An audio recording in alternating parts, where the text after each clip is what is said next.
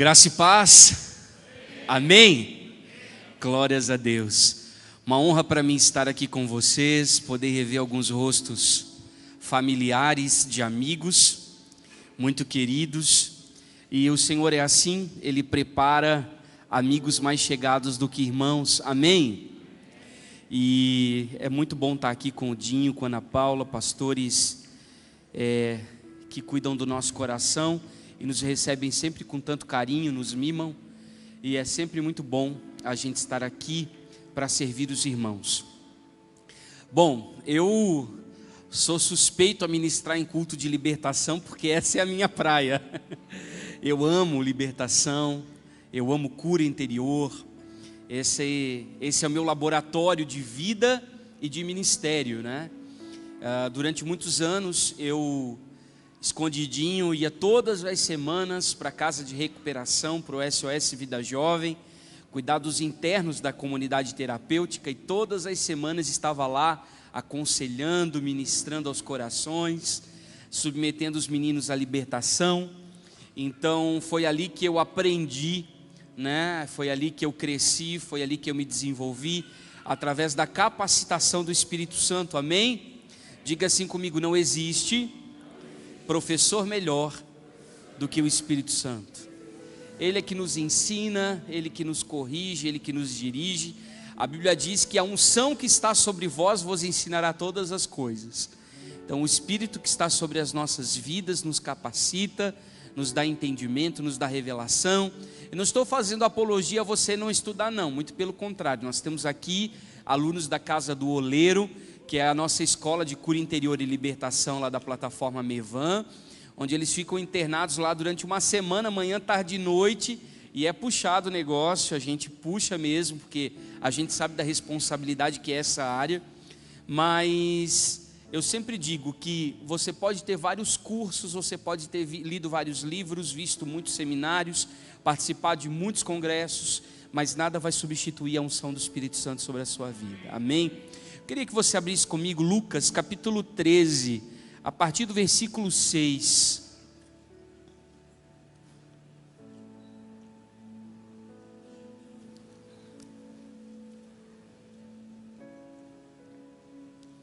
Lucas 13, versículo 6. Quem achou, diga amém. Diz assim: então contou essa parábola, Jesus falando, ok? Um homem tinha uma figueira plantada em sua vinha, foi procurar fruto nela e não achou nenhum. Bom, a primeira coisa estranha que você lê nesse texto é o fato de que a figueira estava plantada numa vinha, né? Talvez ela estivesse no lugar errado. Por isso disse ao que cuidava da vinha: já faz 3 anos que eu venho procurar fruto nessa figueira e eu não acho. Corte-a, por que deixá-la inutilizar a terra? Respondeu o homem: Senhor, deixe-a por mais 1 ano, e eu cavarei ao redor dela e a adubarei. Se der fruto o ano que vem, muito bem, se não, corte-a. Certo sábado, Jesus estava ensinando em uma das sinagogas, e ali estava uma mulher que tinha um espírito que a mantinha doente. Repita comigo: espírito. Havia 18 anos, e ela andava encurvada e de forma alguma podia endireitar-se.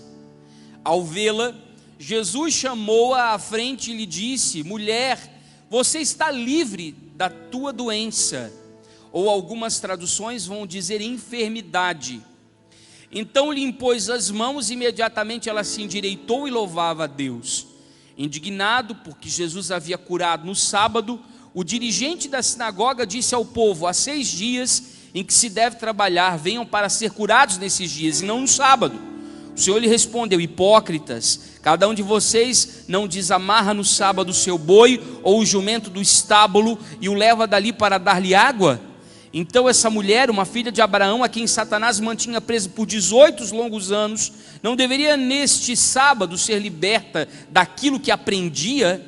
Tendo dito isto, todos os seus oponentes ficaram envergonhados, mas o povo se alegrava com todas as maravilhas que ele estava fazendo. Curve sua cabeça. Espírito Santo da verdade, Espírito Santo da profecia. Nós somos totalmente carentes, dependentes, necessitados da tua ação sobre as nossas vidas nesta noite. Nós não queremos, Senhor, partir daqui se o Senhor não for conosco. Nós necessitamos do teu direcionamento, da tua mão forte sobre nós.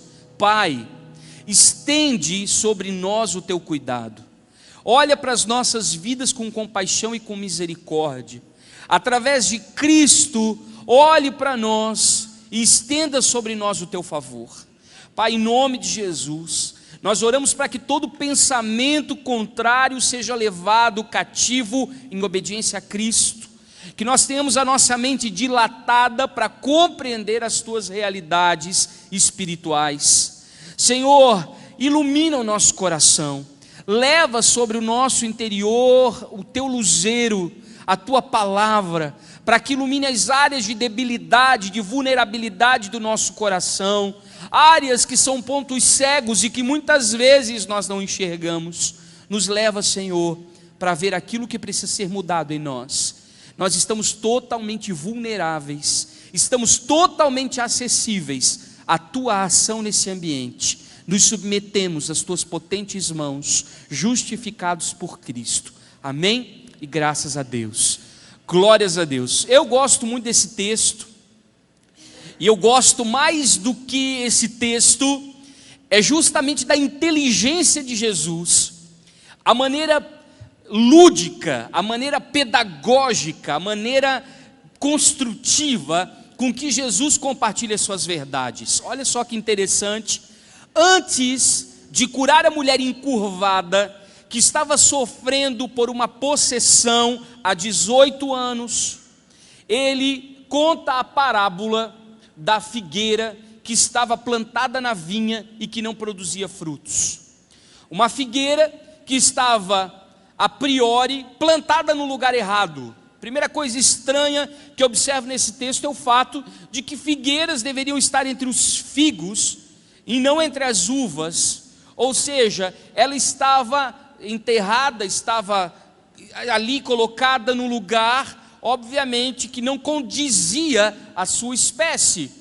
Então nós começamos a entender ali que existe um desacordo acontecendo, ou seja, uma pessoa plantada fora do seu lugar, uma pessoa que se encontra desconectada, uma pessoa que se encontra de forma antissocial, fora do ciclo de relacionamento, uma pessoa que está isolada de todas as outras.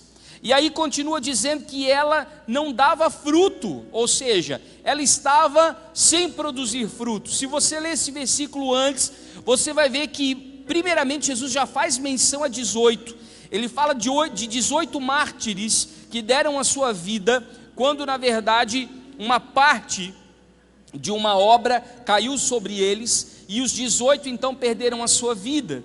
E Jesus continua falando aqui agora sobre a figueira, de uma forma demonstrativa, de uma forma figurativa, que ela precisaria de uma chance para produzir, porque ela não estava produzindo. Então a primeira coisa que nós precisamos fazer, talvez antes de avançar nesse texto, é avaliar as áreas da nossa vida que não rompem, é avaliar as áreas da nossa vida que estão bloqueadas, áreas da nossa vida que estão travadas, que entra ano e sai ano elas permanecem do mesmo jeito, que por mais que você ore, por mais que você faça seminários, por mais que você jejue, por mais que você clame, parece que existe uma área de fortaleza na sua vida, uma área neutralizada que está ali congelada, e ela não evolui, ela não desenvolve, ela está mirrada.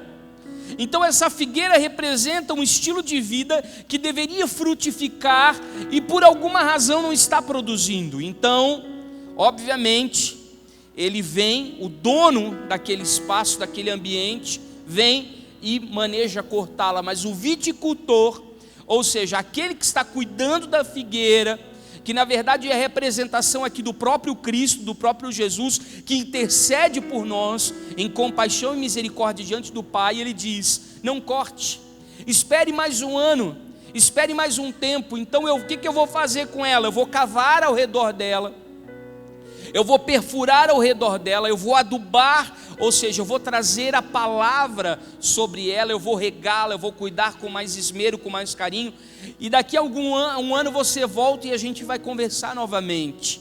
Ou seja, você vai ver que ela vai produzir o que ela precisa produzir, ela vai frutificar o que ela vai frutificar. Repita assim comigo: encontros com Jesus são transformadores. Não há quem se encontre com Jesus e permaneça da mesma forma. Não há quem se encontre com Cristo e permaneça do mesmo jeito. É fascinante a maneira com que Ele nos ama e como Ele nos constrange com o seu amor. Ele nos toca, Ele nos ama, Ele nos abraça, Ele nos envolve. E Ele nos tira de lugares em que nós estamos, nos levando para novos níveis, para novos lugares, para lugares diferenciados no reino do Espírito. E aqui então ele começa a contar o caso dessa mulher. Havia uma mulher que tinha um espírito de enfermidade. Aí começa todo um texto trabalhando sobre isso, porque isso fala de um cativeiro espiritual. Repita assim comigo: cativeiros espirituais. Eu quero, na verdade, começar essa palavra contando um episódio muito particular da minha vida, muito pessoal. Há uns 4 anos atrás, aproximadamente, eu já contei isso aqui na Atos da última vez que eu estive, quando eu ministrei sobre ansiedade. Mas eu fui acometido de um sério e de um grave problema ligado à depressão. Os médicos chamavam de síndrome da fadiga crônica. Eu fiz um exame ortomolecular que mostrava a minha idade cronológica e a minha idade biológica. A minha idade cronológica era de 37 para 38 anos, mas a minha idade biológica, fisiológica, era de 87 anos. Então imagine que eu estava vivendo como um idoso. Eles chamam isso de síndrome da fadiga crônica, é um cansaço extremo, como se fosse um estresse pós-traumático. Eu estava, na verdade, irreconhecível, eu estava vivendo um tempo muito difícil. E eu tinha uma prática que eu fazia constantemente. Eu tinha um hábito de fazer as minhas tarefas, como eu precisava trabalhar, como eu precisava estudar, eu ligava o piloto automático e fazia o que eu conseguia fazer, mas quando chegava num determinado ponto do dia, vinha um cansaço extremo, uma fadiga mental, física, e eu dizia para mim mesmo: já não dá mais para continuar, eu vou ter que parar por aqui, eu vou ter que dar um jeito de descansar. Então em algum período do dia, eu entrava para o meu quarto, eu fechava a persiana nas janelas, eu fechava a porta, eu deixava tudo escuro, eu deixava a TV ligada bem baixinho, eu deitava na cama numa posição fetal, colocava por cima de mim o edredom, ligava o ar e ali eu ficava quietinho, sem que ninguém falasse comigo. Minha esposa já sabia esses sinais, já sabia desses rituais, e ela guardava a porta para que ninguém me incomodasse, para que ninguém se intrometesse naquele momento que era meu. Era o momento de eu estar me restabelecendo. Só que para um homem de 38 anos viver esse quadro é extremamente deplorável. Então eu tinha um misto de vergonha por estar vivendo aquela situação com culpa, porque eu poderia estar frutificando, poderia estar produzindo, poderia estar numa fase da minha vida altamente produtiva, enquanto isso eu estava ali, de braços cruzados, sem dar uma guinada na minha existência, sem trabalhar, sem produzir, sem conseguir decolar alguns projetos que estavam engavetados, a cabeça com 1000 ideias, mas nada me motivava, nada conseguia me arrancar daquela situação.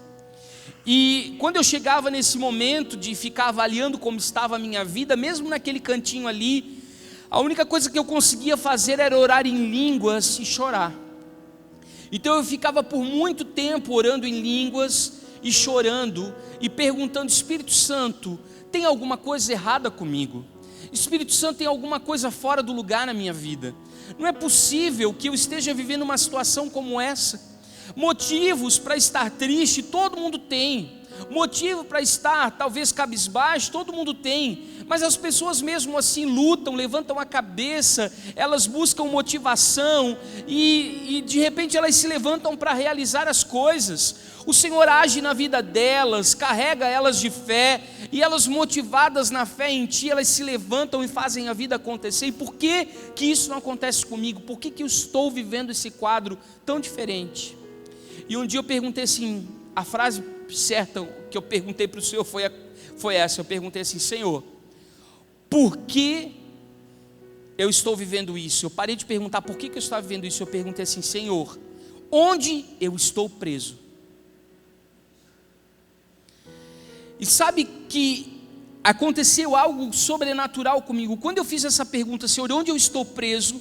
Foi como se do fio de cabelo até a unha do pé eu fosse acometido de um gelo, como se algo frio, o espírito da morte estivesse passando por mim.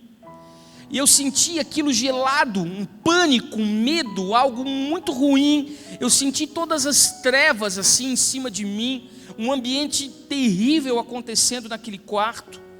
E aí o Senhor me fez lembrar, quando eu era criança, a minha casa era uma casa de muita discórdia, uma casa de muitas brigas, uma casa de muita violência, de muita agressão. Eu fui criado num ambiente extremamente hostil, onde as pessoas não se respeitavam, onde as pessoas não se honravam, muito pelo contrário. Eu tinha um irmão que era usuário de drogas, e esse irmão causou um verdadeiro desastre nas nossas vidas. E sabe de que eu sempre digo que duas coisas levaram tudo que a gente tinha.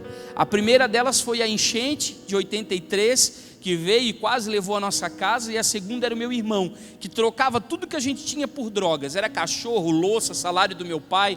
Nós chegávamos do culto, as portas estavam derrubadas, janelas derrubadas, ele tinha entrado, tinha rapado tudo, tinha levado para trocar por droga.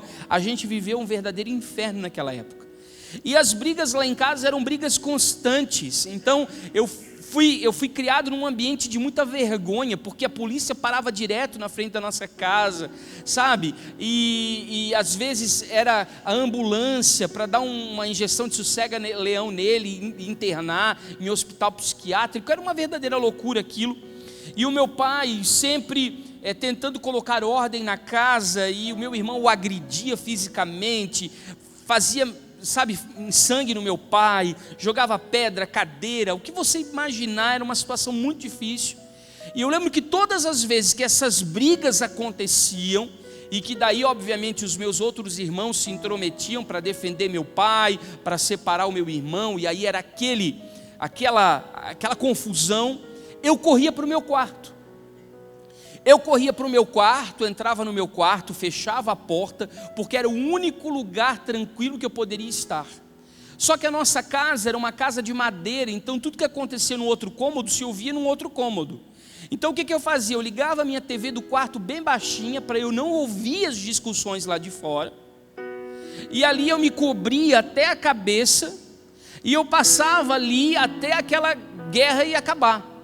Às vezes eu dormia naquela condição, sem nem me ligar no tempo, e quando eu acordava, aquilo já tinha acabado há muito tempo, ninguém tinha percebido a minha falta, e eu estava por ali, debaixo do acolchoado, preso e guardado naquela condição. E eu fiz isso por muitas vezes.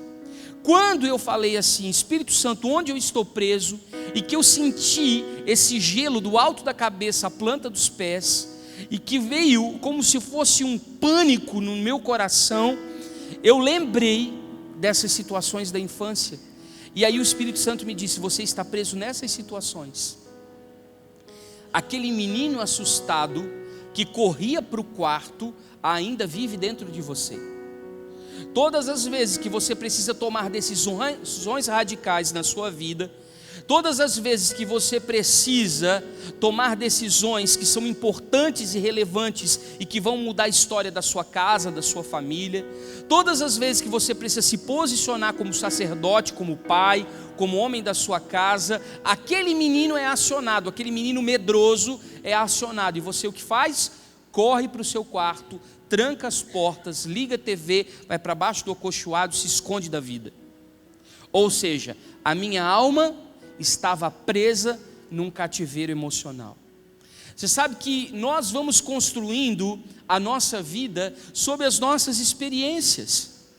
E por conta disso nós vamos colecionando traumas.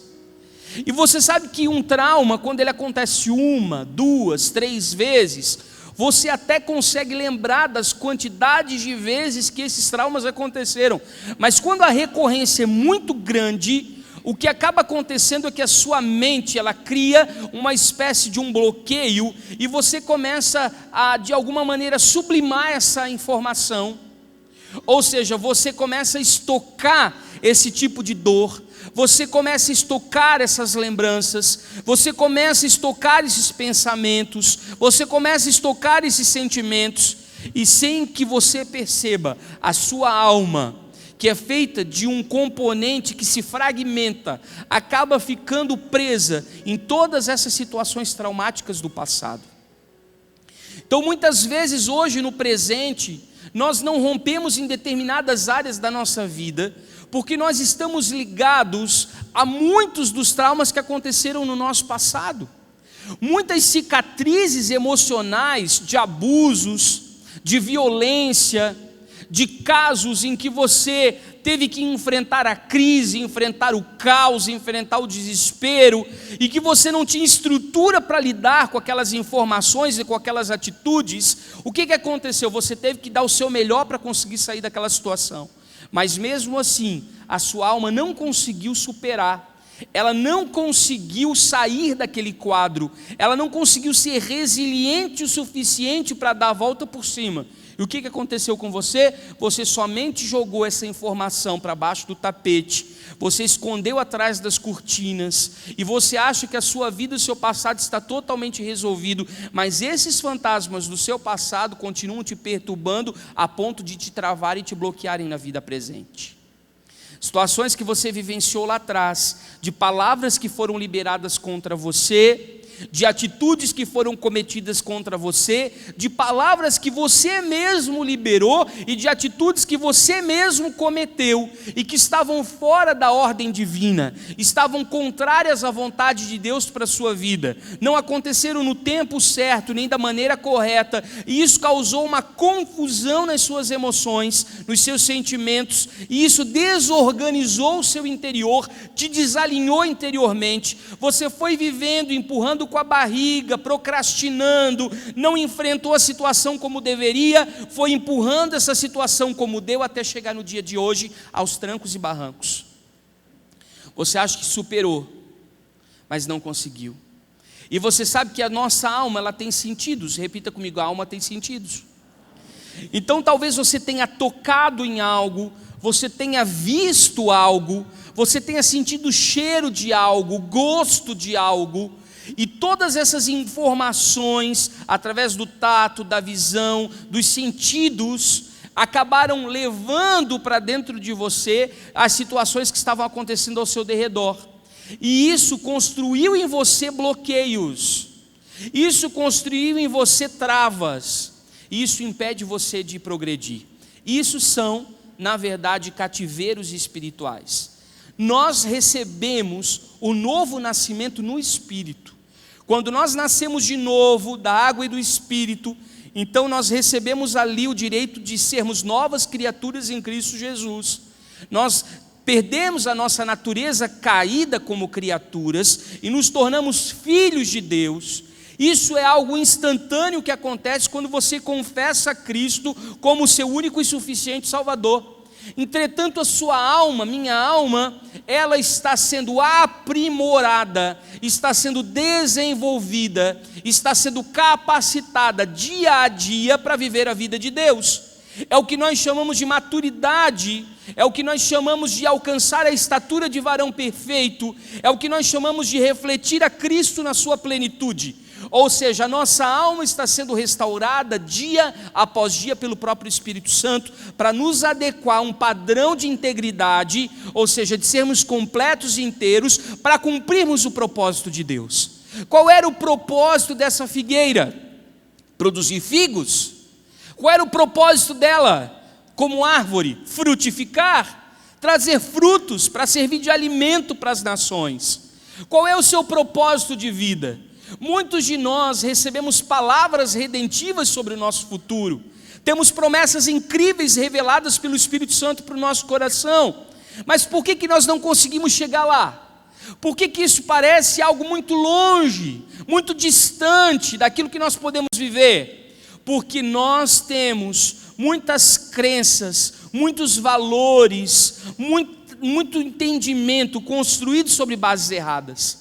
Porque naquele momento em que o trauma aconteceu, Satanás liberou uma informação distorcida para a sua mente e te prendeu nesta mentira, te prendeu neste sofisma, mudou a sua imagem, mudou a sua identidade, fez com que você tivesse uma imagem estranha a teu respeito, distorcida acerca de Deus e totalmente desequilibrada em relação à vida, e por isso você ficou preso lá. Quantos estão me entendendo?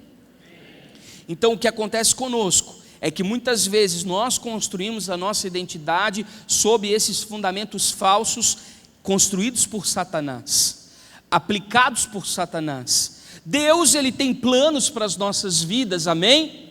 Deus, Ele tem propósito para mim e para a sua vida.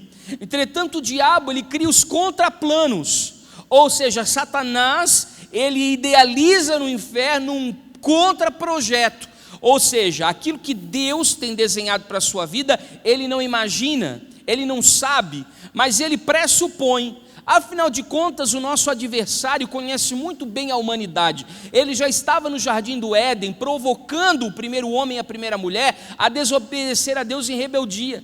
Imagine que ele viu o homem, ele viu a mulher sendo criados, e imagine então, queridos, que durante todo esse processo, ele acompanhou durante toda a história, durante todo o desenvolver da história humana, quais eram os aspectos da vida do homem. Então ele pressupõe aquilo que Deus tem desenhado como um projeto para as nossas vidas. O que ele faz? Ele cria projetos da iniquidade, do seu trono da iniquidade, projetos da impiedade, projetos da maldade, projetos do pecado, que se levantam contra os planos de Deus, e que aí Ele apresenta as nossas vidas. Quando nós olhamos para trás, a gente vê as nossas histórias de vida, a maneira com que os nossos pais nos educaram, o ambiente em que nós fomos formados, os abusos que nós recebemos, as situações vexatórias que nós passamos, as violências que nós fomos submetidos, e nós vamos colecionando dores. E para conseguir viver, a gente vai escondendo isso dentro de nós. E chega um determinado tempo que eu preciso encarar de verdade essa situação. Repita assim comigo: enfrentar. Eu gosto muito dessa palavra, enfrentamento. É pegar algo que está escondido em você e colocar na sua frente. É olhar para isso com responsabilidade e dizer: eu posso em Jesus vencer isso. Eu posso em Cristo mudar essa realidade. Eu posso, através de uma experiência verdadeira com Deus e com o Espírito Santo, transformar aquilo que está diante de mim. Então eu vou parar de fazer vistas grossas e achar que tudo que acontece errado na minha vida é normal e começar a enxergar que tem alguma coisa errada acontecendo ali. Sabe que a gente, às vezes, a gente tem uma espécie de uma autoproteção, que a gente consegue passar pelos vales da tristeza, pelos vales da perda, tranquilamente. E eu glorifico a Deus por isso, né? Nós não estamos aqui pregando nenhum tipo de doutrina triunfalista. Nós precisamos realmente desenvolver no nosso coração a capacidade de transitar pela dor e pela perda, porque isso é um instrumento do Espírito Santo para tratar o nosso caráter também. Só que nós temos às vezes uma capacidade de viver essas realidades e sem questionar se isso vem de Deus ou não. Sabe que nem tudo que acontece na sua vida foi Deus que permitiu. Às vezes é você que precisa abrir seus olhos espirituais e enxergar que tem alguma coisa errada acontecendo com você, e que Deus, não é a vontade de Deus que você esteja vivendo isso, que talvez existam coisas na sua vida que você ainda não se tocou, que precisam ser resolvidas lá de trás, situações que você fingiu que não existiam e foi empurrando com a barriga e achou que era normal, e hoje você está vivendo situações complicadas por conta dessas situações onde a sua alma foi fragmentada. Espírito de enfermidade, repita comigo: espírito de enfermidade. A Bíblia é bem clara aqui, que diz que essa mulher, ela estava doente porque ela era atormentada por demônios. E isso são as palavras do próprio Cristo, e são as palavras do próprio Jesus, se referindo àquela mulher que era filha de Abraão. Imagine que ela vinha de uma linhagem que era ligada ao patriarca, um pai da fé. Imagine que o primeiro homem a adorar o Deus único e verdadeiro foi Abraão, e ele é altamente respeitado do ponto de vista judaico. E aqui essa mulher era uma filha de Abraão, ou seja, ela tinha uma linhagem que era pura, ou seja, ela tinha direito de viver uma vida renovada, uma vida diferenciada, uma vida plena, uma vida abundante, mas ela estava encurvada. Por conta dos espíritos que estavam a atormentando, ela estava encurvada. E aqui vale uma grande diferença entre doença e enfermidade. Nós não estamos livres das patologias, nós não estamos livres das doenças. Ou seja, nós vivemos num corpo físico que é limitado, que é passível de ficarmos doentes. Entretanto, nós não podemos permanecer nessa condição se essa não for a vontade de Deus. Você precisa entender que determinadas doenças, principalmente de desordem emocional, que são as doenças psicossomáticas, elas têm um transfundo espiritual. É o que nós chamamos de doenças psicoemocionais, biológicas. Ou seja, ela tem um transfundo espiritual, ela causa uma desordem nas emoções e por si só, ela acaba causando uma consequência destrutiva para o seu corpo físico. Ou seja, muitas das nossas enfermidades que são de ordem psicossomática, elas são relacionadas à nossa vida espiritual. Sabe que a boca revela aquilo que está no coração. E muitas vezes o que a boca fala, o corpo paga. Muitas das coisas que não foram resolvidas na nossa vida, hoje estão vindo como consequência e como sequela no nosso próprio corpo físico. E isso vai aprofundando níveis cada vez mais profundos de cativeiros espirituais. Quantos ainda estão me acompanhando? Nós precisamos entender que essa mulher estava há 18 anos nessa condição. Aqui vale a pena uma reflexão profética. O número 10, ele fala, aqui existe uma junção da casa 10 com a casa 8. O número 10 ele fala de plenitude, é a casa profética do que é completo, da integralidade, daquilo que é inteiro. E o 8 ele fala daquilo que é gerado para a eternidade. O 7 é o perfeito, o 8 fala de um novo ciclo eterno, daquilo que é gerado para Deus. Se nós fôssemos fazer uma avaliação profética dessa mulher, nós entenderíamos que ela estava perdendo a oportunidade de viver a plenitude do propósito de Deus para a sua vida. Ela estava perdendo a oportunidade de realizar grandes feitos especiais, sobrenaturais, através da fé na sua vida. Ou seja, 18 anos ela estava padecendo por um problema ligado à sua espiritualidade. E aqui fala que ela vinha de uma linhagem hebreia, ou seja, ela frequentava a sinagoga, ela estava no meio das pessoas que acreditavam no Deus verdadeiro. Agora imagine que nós podemos estar na igreja, nós podemos ter aceitado Jesus, nós podemos participar dos cultos, podemos estar envolvidos com o ministério, podemos estar envolvidos com as coisas de Deus, mas com áreas da nossa vida que estão neutralizadas. Nós podemos ter contato com as coisas de Deus, sendo que existem áreas da nossa vida que estão em debilidade, estão em vulnerabilidade, que estão em fragilidade. Nós podemos estar vivendo um relacionamento com a igreja, de comunhão, de vida simples, de relacionamento. Nós podemos estar vivendo um tempo incrível em Deus, com os irmãos, mesmo assim, dentro da nossa vida, existem áreas que estão presas e que nós precisamos ser liberados para viver o melhor de Deus. E quem é que a mantinha presa, gente? Satanás. Satanás governa sobre essas áreas neutralizadas do nosso ser. Satanás é que governa sobre essas áreas ocultas da nossa vida. Essas áreas que estão sob jurisdição dele, que são áreas de trevas, áreas ocultas da nossa existência, que precisam de um toque do Senhor. Então, às vezes, está nas nossas emoções, por conta dos traumas que nós vivemos lá atrás. Às vezes está ligado a pecados que nós cometemos e que nunca foram confessados, estão ocultos até hoje. Às vezes é um medo, uma culpa, às vezes é um pensamento contrário, uma dor do passado que você carrega, de repente de um luto, de uma perda, às vezes uma amargura pela falta de perdão, de algo que alguém cometeu contra você. A sua alma fica presa lá, fica presa naquela condição, fica presa naquela pessoa, fica presa naquele ambiente, e todas as vezes que você tem que viver um ambiente igual àquele, você corre, você retrocede. Todas as vezes que você tem que enfrentar algo parecido com aquilo, você bloqueia, você trava. Todas as vezes que você tem que lidar com situações parecidas com aquela, parece que você acaba se desequilibrando, ou seja, você está encurvado diante da vida. Aquela mulher, ela era encurvada. O que é estar encurvado diante da vida? Primeiro, que você está carregando sobre os seus ombros um peso que não é seu e que Jesus já carregou na cruz do Calvário, mas você está fazendo questão de viver com isso.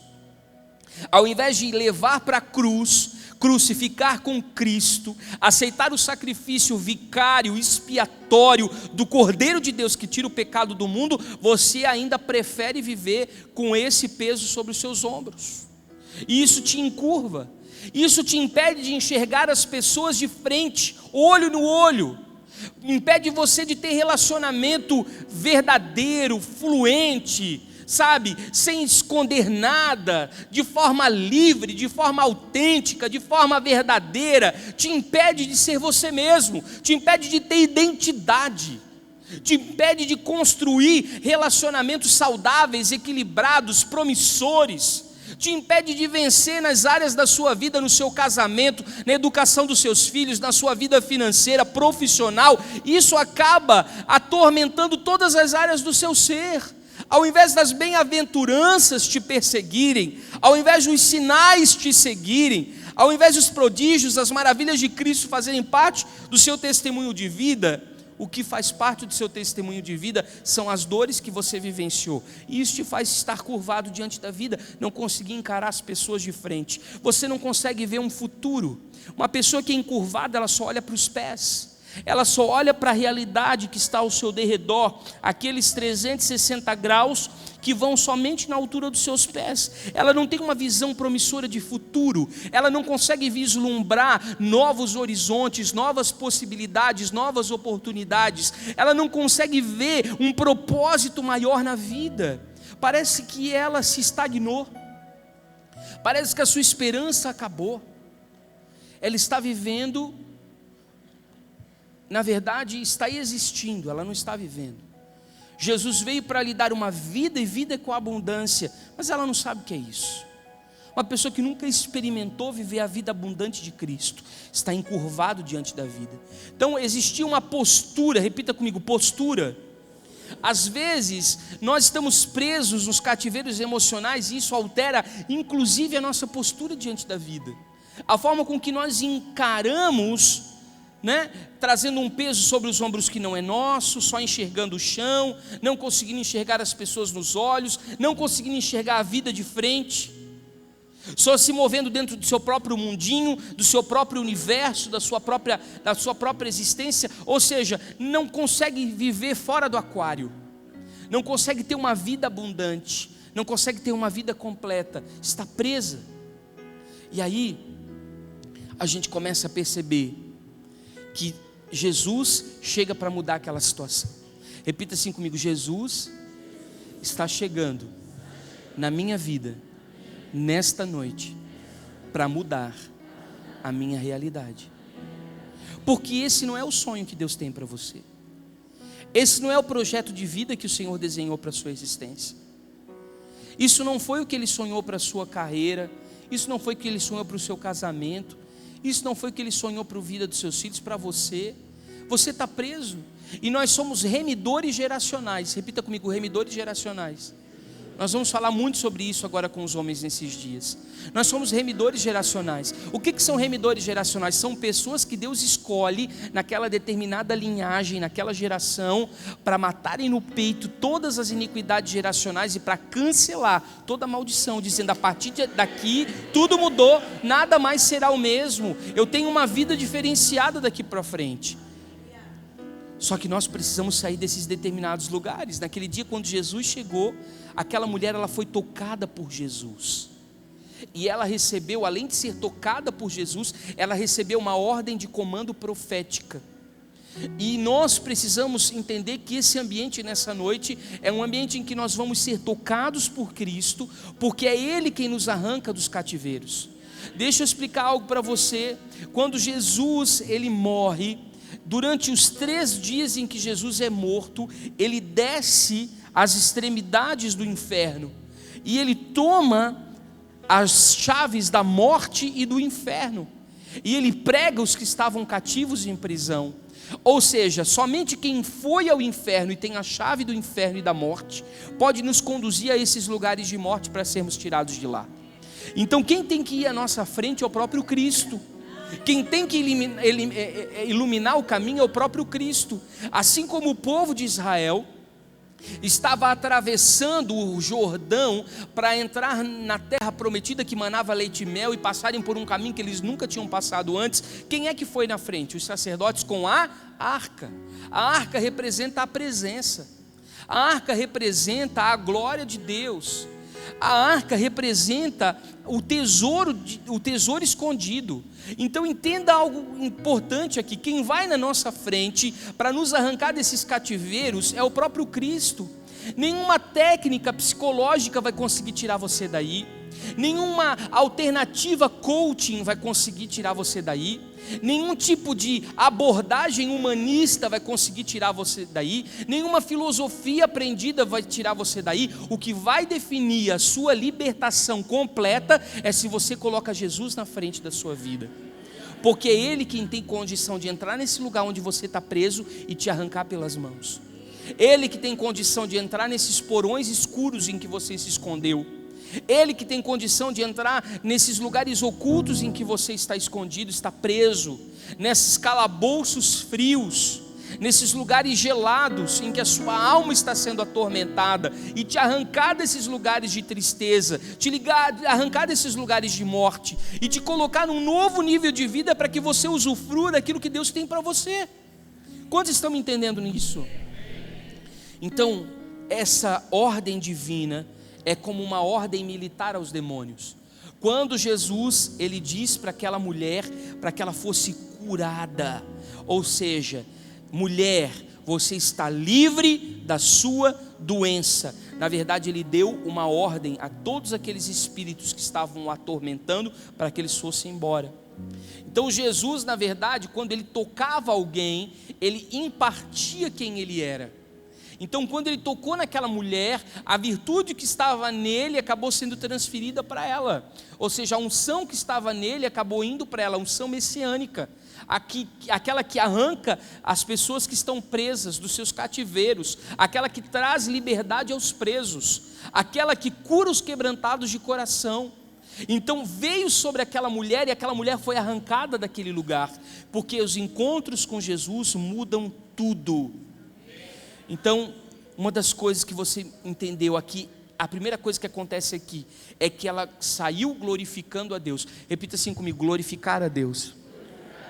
O que é glorificar a Deus? É somente falar da boca para fora palavras de louvores a Ele?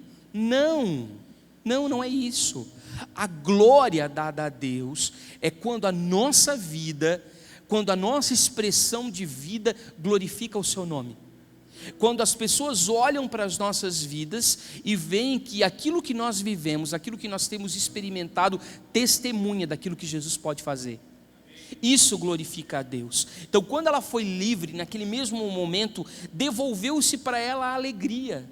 Tem pessoas que mesmo vindo para a igreja são tristes, pessoas abatidas, pessoas cabisbaixas, pessoas desesperançosas, pessoas que não conseguem experimentar um novo nível de vida em Cristo, que parece que estão amarradas na sua alma em situações tristes da vida, porque de vez em quando, sabe, esses ecos do passado acabam vindo na sua mente, soprando as mentiras do adversário. Mas quando Jesus chega, Ele devolve para a gente a alegria. A alegria não são momentos felizes, a alegria é um fruto do Espírito, a alegria é uma base do reino, a alegria é algo que somente Deus pode produzir no coração do homem, e nós precisamos viver de forma alegre, de forma contente, de forma prazerosa, de forma deleitosa. Existem motivos de sobra para nós glorificarmos a Deus. E por que nós não conseguimos sair desse ambiente? Porque nossa alma está presa. E aí o príncipe da sinagoga, ou seja, aquele a maior autoridade espiritual naquele território, ele se levanta e diz o seguinte: como é que vocês podem agora libertar ou curar as pessoas no sábado, que vocês venham nos outros 6 dias, deixem para ser curados nos outros 6 dias, não no 7º dia, não no dia de sábado. Por quê? Porque o espírito da religiosidade, o espírito farisaico, ele priva as pessoas de viverem uma vida verdadeiramente livre. Quando você experimenta a religiosidade, isso é como se fosse uma trava, um cadeado colocado na sua vida. A religião impede você de viver a verdadeira liberdade em Cristo. A religião impede você de viver a verdadeira alegria em Cristo. A religião, ela trava você, impedindo você de alcançar aquilo que o Senhor tem para a sua vida. Impede você de entrar nesse lugar, de acessar esse lugar de verdadeira liberdade. E rouba a sua identidade. Mas Jesus diz assim: por acaso, se vocês tiverem que dar de comer ou de beber para os seus animais, vocês não vão soltá-lo no dia de sábado para que eles façam isso? Ou seja, aquela mulher precisava ser livre, era um quadro de libertação, era um quadro em que ela precisava ser arrancada daqueles cativeiros, e esse espírito, ele representa esse espírito religioso, formatador de estruturas rígidas da adoração. Então, Deus, Ele quer que nós sejamos livres. Repita assim comigo: eu preciso ser livre, porque foi para a liberdade, gente, que Cristo verdadeiramente nos libertou. Nós precisamos usufruir dessa liberdade em Cristo. E para que Deus quer nos tornar livres? Para que a gente possa adorá-lo plenamente. A razão de nós sermos livres é que nós possamos ser livres para adorá-lo na beleza da sua santidade. E eu posso dizer uma coisa para você: assim como nós estamos, como descreve em Efésios, assentados em lugares de autoridade com Cristo, nós também podemos estar assentados em lugares de trevas com demônios. Assim como nós podemos espiritualmente estar com os nossos pés cravados em dimensões celestiais, de autoridade com Jesus, nós também podemos ter áreas da nossa vida que estão sendo nutridas pelas trevas, ou seja, sob a ação de demônios. Nós precisamos entender que, assim como o reino dos céus ele pode ser atraído à terra através de um conhecimento revelado, quando você está vivendo um cativeiro espiritual, você pode atrair o império das trevas também para a sua vida. Você pode transformar a sua casa numa partícula do inferno. Você pode transformar o seu leito matrimonial numa partícula do inferno. Você pode transformar as suas finanças num lugar de trevas. Sua vida profissional, seu ambiente de trabalho num lugar de trevas. Por quê? Porque assim como nós podemos atrair as coisas do Senhor, nós também podemos atrair as coisas ligadas ao inimigo das nossas almas, aquele que se levanta contra a verdade da cruz. Então, nós precisamos entender que nós não precisamos estar mortos para nós vivermos o céu, e nem precisamos estar mortos para nós atrairmos o inferno. Nós podemos viver o reino de Deus, ou nós vamos viver o império das trevas. A escolha é nossa: ou nós vamos viver uma coisa ou nós vamos viver outra. E provo isso através da Bíblia. João, no capítulo 3 e no versículo 13, se você quiser abrir, João 3 e 13.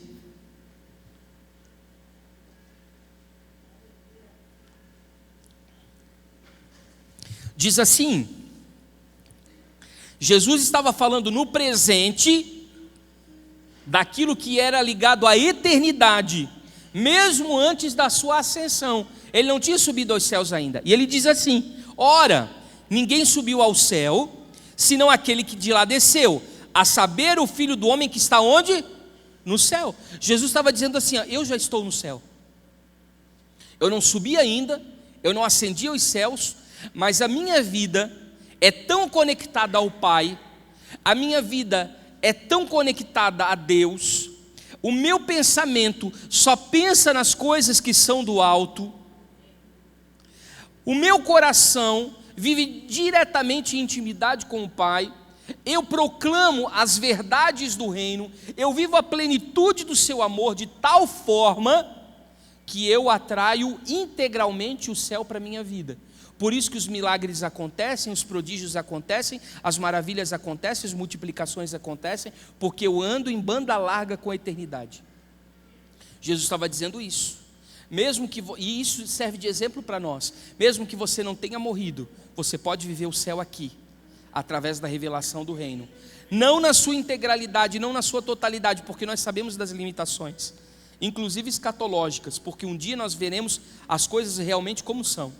Mas ainda assim, nós podemos hoje, pela fé, viver partículas do reino de Deus nas nossas vidas, transformando nossos casamentos, transformando os nossos filhos, transformando os nossos lares, transformando as nossas finanças, transformando os nossos negócios, transformando os nossos ministérios, nossos chamados.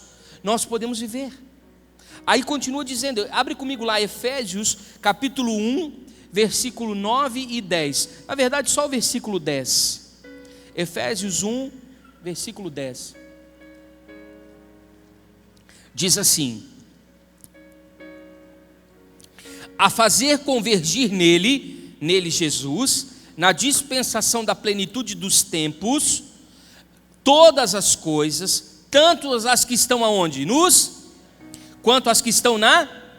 Então o que isso representa? Que Jesus, ele vivia a terra e o céu paralelamente. Esse é o desejo de Deus para os homens e mulheres que vivem a verdade, homens e mulheres espirituais. Nós precisamos viver na terra, mas também no céu. Nós precisamos, porque nós estamos em Cristo, nós somos o corpo de Cristo, e foi convergido nele todas as coisas, para a plenitude dos tempos. Quantos estão me entendendo? Então você pode viver essas realidades. Agora, nós temos coisas que estão descritas na Bíblia, por exemplo, Salmos 18 e 5 fala sobre que a alma de Davi estava presa como estivesse nas ligaduras do Seol. Ou seja, quando ele estava vivendo o pecado, quando ele estava vivendo a obra infrutífera da carne, ele disse que a sua alma estava como estivesse vivendo o inferno. Você vê, por exemplo, que Judas 1:23 diz que o Senhor salvaria do fogo e do inferno sem que estivessem mortos. Ou seja, aquelas pessoas, ainda que estivessem vivas, estavam vivendo o quê? Uma partícula do inferno, inclusive do fogo. Então tem pessoas que vivem realidades espirituais muito decadentes. Pessoas que vivem emocionalmente trancafiadas em lugares de trevas governados por demônios. Pessoas que têm a sua vida como jurisdição do ocultismo. Satanás impera. Por quê? Porque não têm as suas vidas resolvidas em Cristo. Não trouxeram para a luz. Existem áreas desordenadas e neutralizadas da sua vida que estão presas lá por conta dos pecados que cometeram, por conta das situações inoportunas que aconteceram na sua vida, no decorrer da sua existência. Abra comigo Salmo 74 e 20.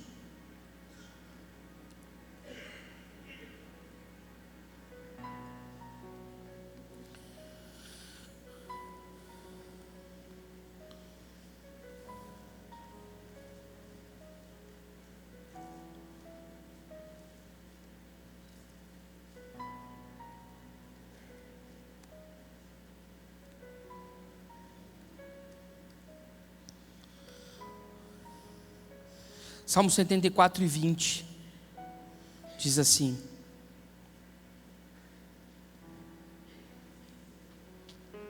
Deixa eu abrir aqui.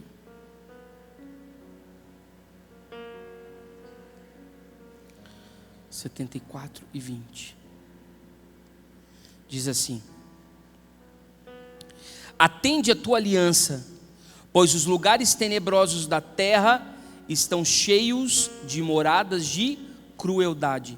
Isso significa o que, gente? Que considera a tua aliança, os lugares tenebrosos da terra estão cheios de moradas de violência. Outras traduções dizem isso.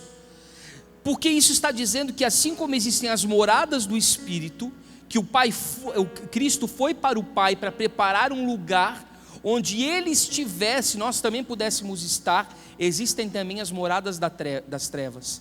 Lugares em que a nossa alma está o quê? Atrelada. Por que uma pessoa hoje não consegue sair do adultério?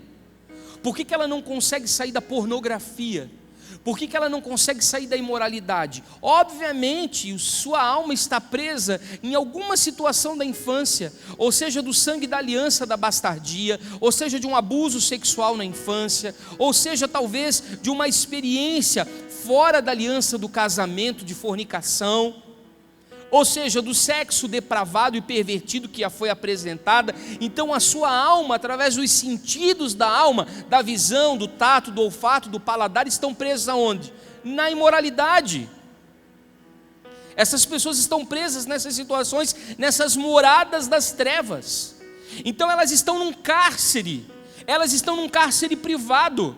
E isso vai causando paralisia na sua vida. Ou seja, esses lugares de trevas que elas estão vivendo são lugares de pecado, indicam falta de luz, falta de entendimento, falta do propósito de Deus. Essas pessoas estão vivendo como cegas perdidas espiritualmente, porque o cativeiro ele passa a ser um lugar de tormento. A pessoa se acostuma a apanhar de Satanás.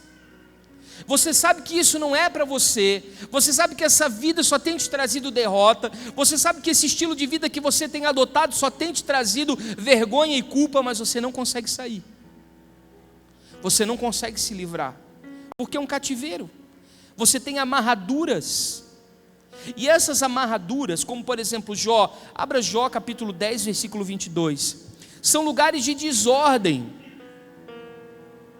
Então essas amarraduras são situações que o salmista, inúmeras vezes ele declara, porque quando ele está num momento de depressão, de opressão, de desespero, ele começa a pedir a Deus que desça nesses lugares desérticos, infernais, para libertar a ele e o povo de Deus.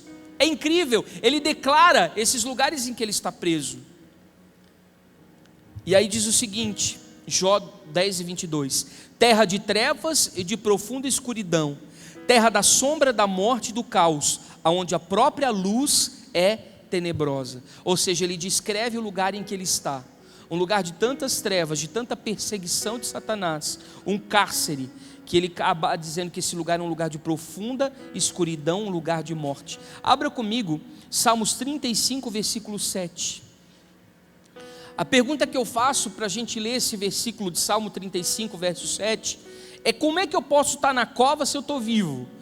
Porque o texto diz assim, ó, pois sem causa me armaram laços, e sem causa abriram covas para a minha vida. Ele não diz uma cova para o meu corpo, uma cova para o meu cadáver, uma cova, né?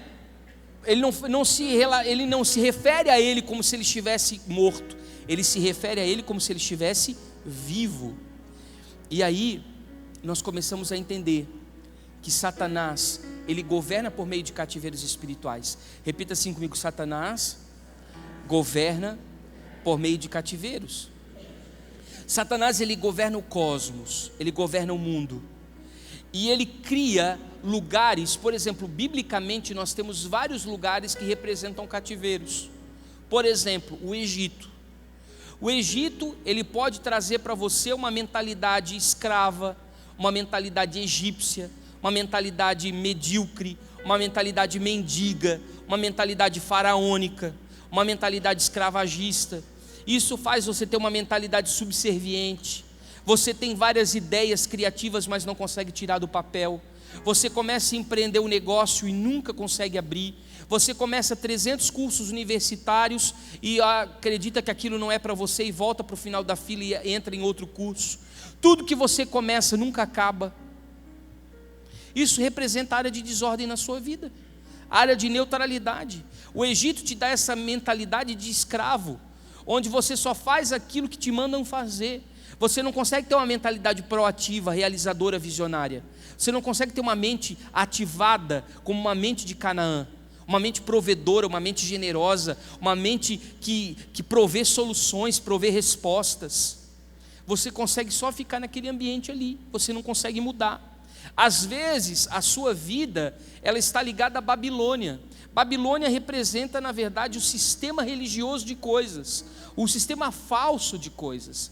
Então, às vezes, a gente não consegue entender a palavra de Deus.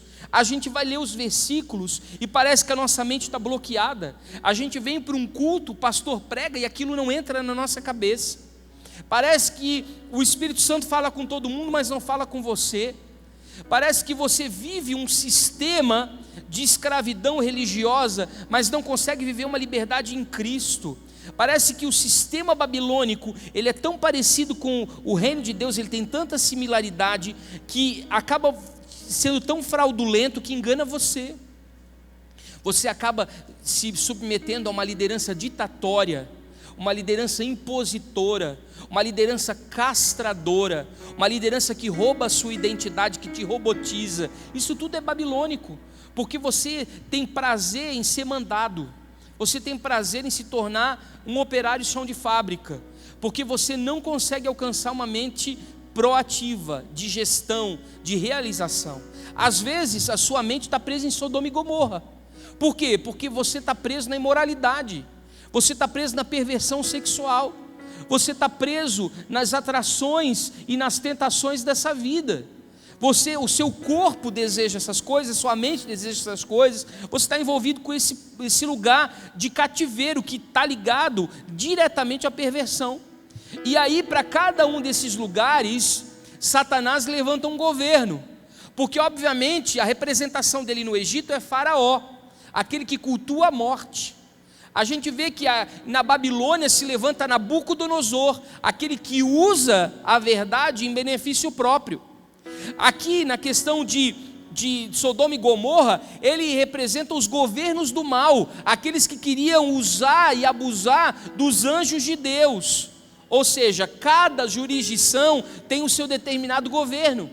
E esses demônios acabam sendo plantados na nossa vida, colocados na nossa vida para governar sobre as nossas vidas.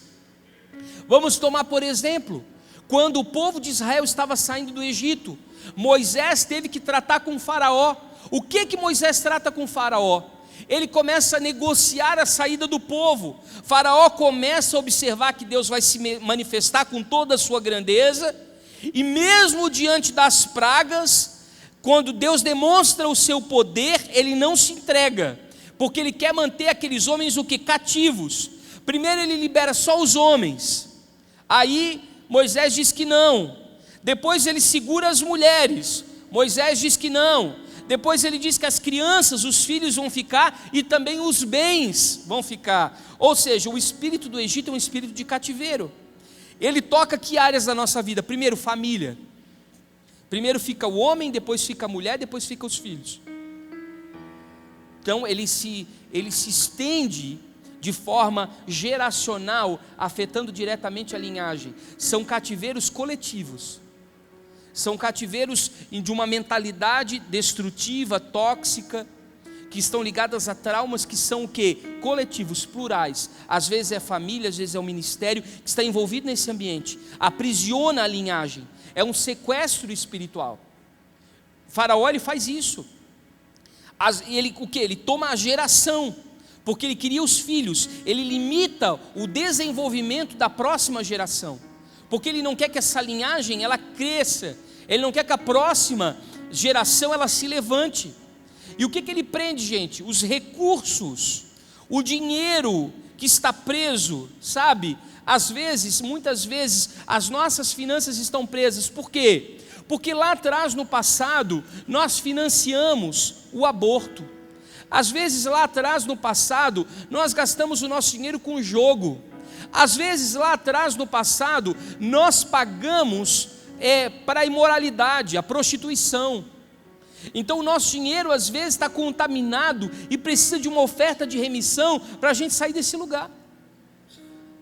Porque a nossa vida está presa nesses lugares, porque a gente gastou o nosso dinheiro com coisa imprópria. Aí você diz: pastor, eu nunca me prostituí, eu nunca abortei, eu nunca gastei dinheiro em jogo, mas as minhas finanças não vão para frente.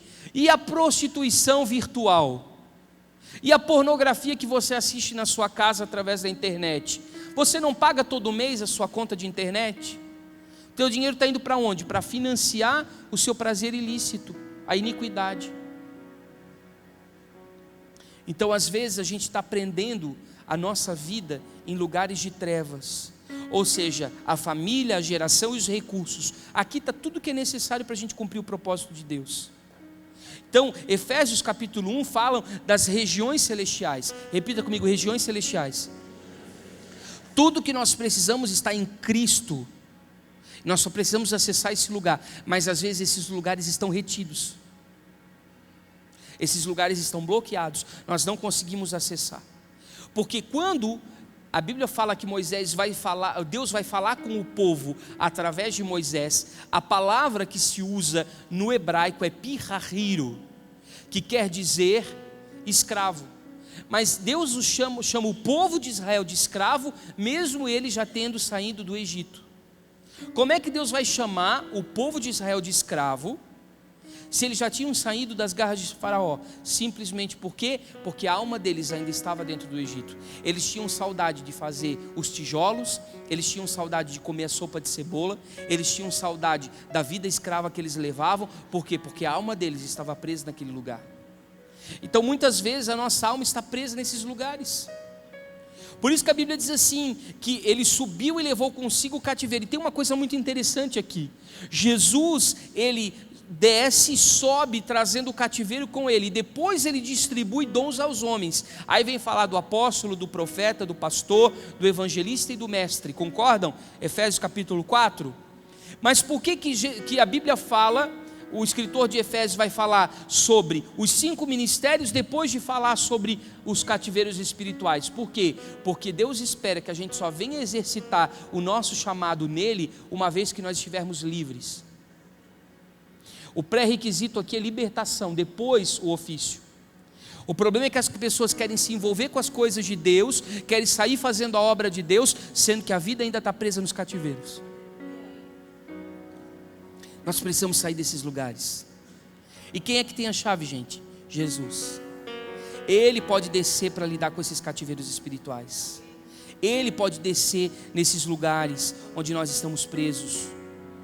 E está sobre nós a unção messiânica. Abra comigo Lucas capítulo 4, versículo 18 e 19.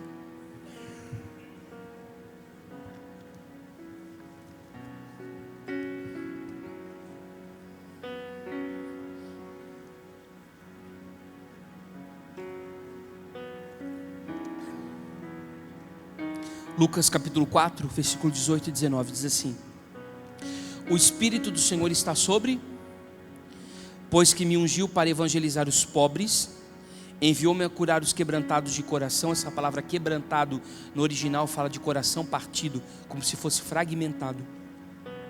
Fala sobre o coração estar realmente fraturado. E pregar a liberdade aos cativos, ou seja, aqueles que vivem em cativeiros espirituais. A restauração da vista aos cegos, e pôr em liberdade os oprimidos, e anunciar o ano aceitável do Senhor. Aqui fala de pobreza. Então muitas dos nossos problemas financeiros estão ligados a cativeiros espirituais, porque a nossa mente não consegue ser destravada. Eu estava falando com o pastor Jim, que eu aprendi uma coisa muito interessante nesse último final de semana, sobre a questão da palavra metanoia. Meta fala sobre crescer, ou avançar, ou expandir. E nous, que vem da palavra noia, ela fala sobre a mente ou a inteligência. Quando a Bíblia está falando de metanoia, está falando sobre expandir a sua inteligência de uma forma sábia. Então, Deus, Ele quer que nós venhamos expandir o nosso pensamento. E às vezes, por conta de estarmos em cativeiros emocionais, nós não conseguimos lidar bem com a questão do dinheiro. O dinheiro nos governa, Mamon ainda nos governa. Nós ainda estamos presos nesses cativeiros em que Mamon é o Senhor. Às vezes o nosso coração está quebrado. Como eu falei, às vezes são fraturas emocionais. O que é um coração fraturado? É a amargura, a falta do perdão. Às vezes, a lembrança do passado, a tristeza, o trauma, das coisas que te disseram, das coisas que cometeram contra você. O que é a liberdade aos presos? Às vezes nós estamos dentro da igreja com o discurso de sermos livres, enquanto nosso coração ainda está preso. Restaurar a visão, às vezes nós estamos vivendo como cegos. Eu gosto muito do texto em que Jesus, Ele cura o cego, cuspindo na terra, misturando com a saliva e colocando nos olhos daquele homem. Jesus, Ele pega o seu DNA contido na sua saliva, mistura na terra, que é a forma com que Deus usou para criar o homem, e reconstrói a visão daquele homem. E quando Ele reconstrói a visão daquele moço, Ele pergunta: o que você vê? Ele diz: eu vejo homens como árvores. Não, ainda não estava boa. Jesus vai lá dar mais um ajuste, e aí agora ele consegue enxergar as pessoas como são pessoas. Só que Jesus dá uma ordem para ele: não volte para a aldeia. Ou seja, não volte para o sistema, porque o sistema te aprisiona. Ou seja, quando você tem a sua visão restaurada, você não admite mais viver dentro de sistemas opressores que formatam a sua mente. E às vezes nós estamos o quê? Fragmentados. O que é trazer liberdade aos oprimidos? São os fragmentos da alma ligados aos nossos traumas. São as cicatrizes do passado que nunca curaram. Quando você olha para um machucado, ele ainda dói, ele não está curado. Nós precisamos do tratamento intensivo do Senhor. Eu quero que você fique de pé nesse momento. E que você seja muito, muito honesto com você mesmo e com o Senhor. Se você percebe que você chegou aqui nessa noite e você disse assim: realmente, eu tenho consciência de que o que eu vivo é um cativeiro e eu preciso de libertação. Você vai sair do seu lugar e você vai vir aqui à frente. Nós queremos orar por você.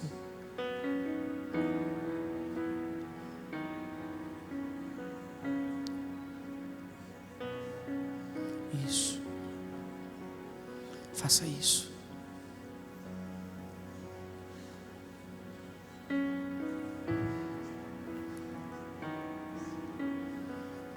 Isso. Vamos chegando um pouco mais para frente, gente.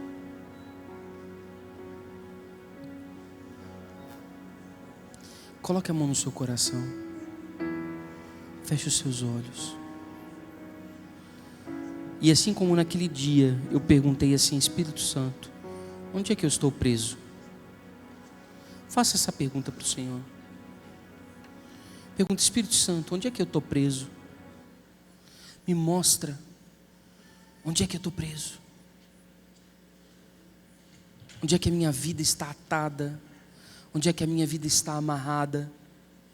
Onde é que a minha vida está vinculada? Eu preciso quebrar esses cadeados nessa noite. Comece a orar. Se você ora em línguas, comece a orar em línguas. Eu não posso fazer nada por você. Isso aqui não é um trabalho de regressão. O Espírito Santo vai trazer a você agora consciência de onde você está preso.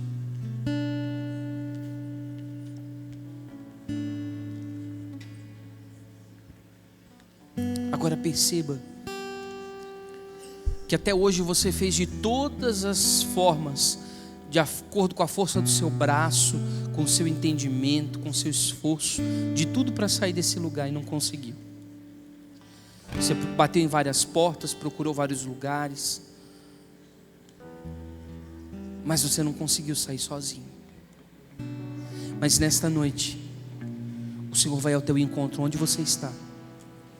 Naquele dia, naquele local, naquele ambiente, com aquelas pessoas, com aquela pessoa.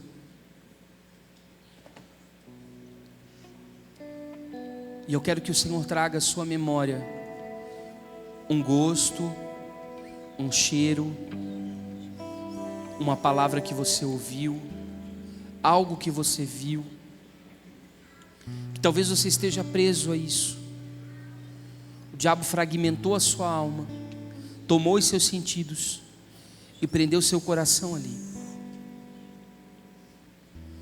Agora perceba o Senhor Jesus entrando nesse lugar. Ele entra nesse lugar onde você está, esse lugar de trevas, esse lugar escuro, esse lugar frio, esse lugar tenebroso. Ele mostra para você que você não está só. O Senhor Jesus está tomando você pela sua mão, e Ele está tirando você desse lugar nessa noite. Ele está removendo você desse lugar. Ele está removendo você desse lugar. Ele está tomando você pela mão e Ele está dizendo: esse não é o lugar que eu criei você para estar. Esse não é o ambiente que eu criei você para estar. Você não pode viver dessa forma, você não pode viver desse jeito. Esse lugar não é o seu lugar. O seu lugar é comigo, na minha presença, assentado comigo em regiões celestiais, assentado comigo em lugares celestiais. E o Senhor começa a te tomar pela mão. E eu quero fazer um ato profético com você.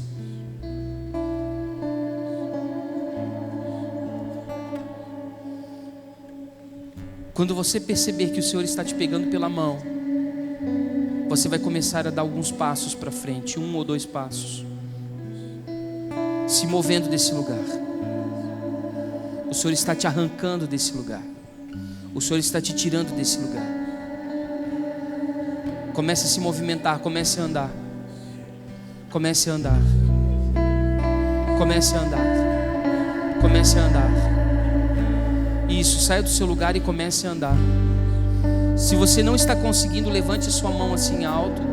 Nós vamos até você. Nós vamos pedir para algum pastor ir orar com você. Se você não está conseguindo andar, como se você estivesse travado, levanta sua mão. Nós vamos orar com você. Precisamos de pastores para orar com essas pessoas que estão com as mãos levantadas, por favor.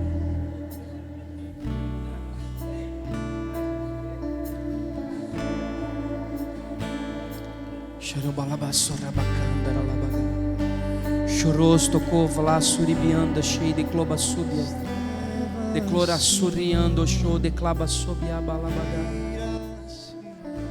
Ouve-se no inferno grilhões sendo quebrados, algemas sendo partidas, correntes sendo despedaçadas. O Senhor está levando a sua luz poderosa em todos os lugares ocultos do seu ser. A luz dele brilha, ilumina o seu coração, a sua mente, e comece a te arrancar desses lugares de trevas, desses lugares tenebrosos. Você não foi feito para andar preso, aprisionado. Ele morreu na cruz para que fôssemos livres, livres, livres. Há uma vida abundante, há uma vida alegre, feliz, próspera. E você precisa experimentar essa vida. Ela está disponível para você. Choriabá soribiando lobo suribicova labagá.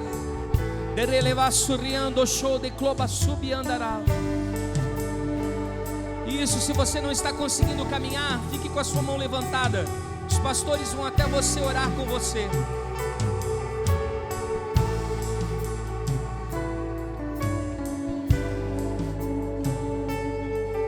O Senhor está te removendo desse trauma. O Senhor está te removendo desta situação. O Senhor está te removendo desse ambiente. Essas lembranças não doerão mais.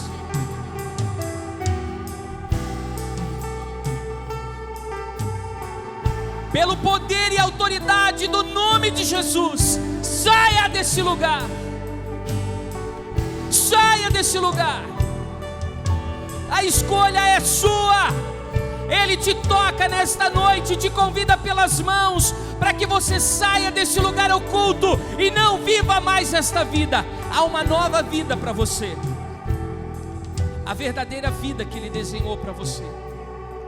Chorei basuri me anda lava sori eu do codolobo soro bora lava xarabaga dere levar sobre a mandara lama sori bicam mandara lavaga.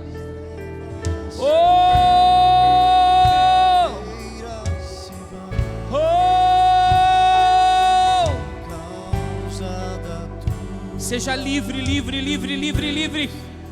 Seja livre das amarras. Toda a área neutralizada, nós profetizamos vida. Toda a área morta, nós profetizamos vida. Toda a área bloqueada, nós profetizamos vida. Nós liberamos um romper sobrenatural. Nós liberamos um desbloquear sobrenatural. Você produzirá, você será frutífero. Você produzirá, você será frutífero.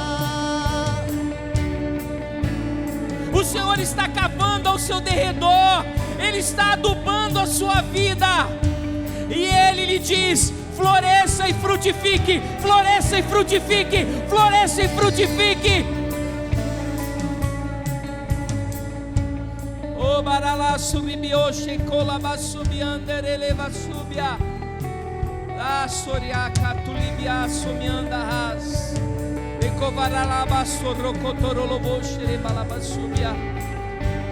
O Senhor está trazendo à luz muitos chamados, muitos ministérios nessa noite. Eu vejo esse ambiente como uma grande maternidade, como se você estivesse nascendo para o seu projeto de vida, para o seu propósito de vida.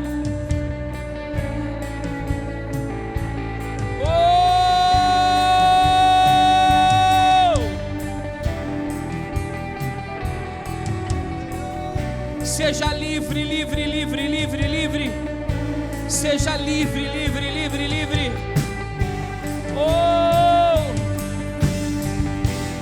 Os cadeados estão sendo partidos.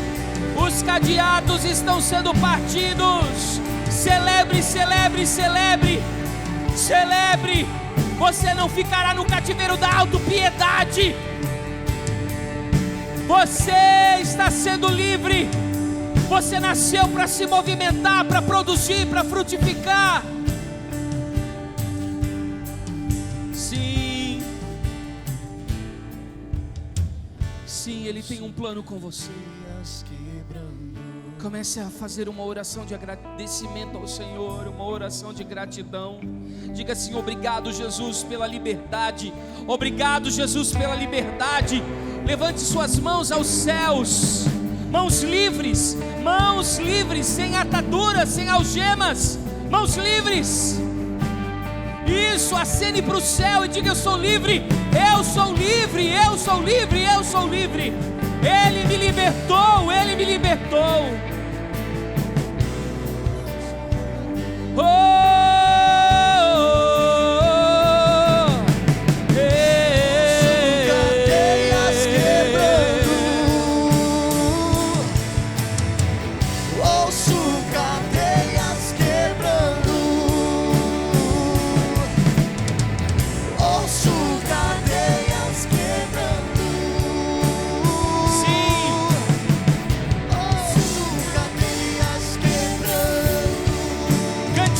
Cante isso.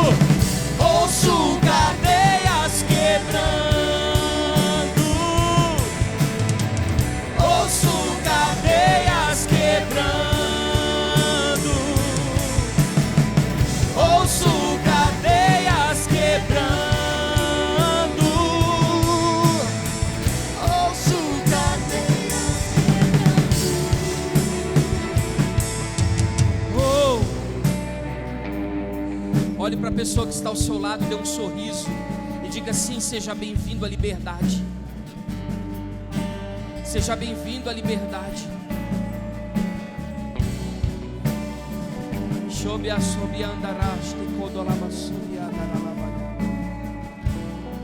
Oh, seja bem-vindo à liberdade. Aleluia. Livres para viver o propósito do Senhor. Repita assim comigo: eu sou livre para viver o propósito do Senhor na minha vida. Aplauda Jesus.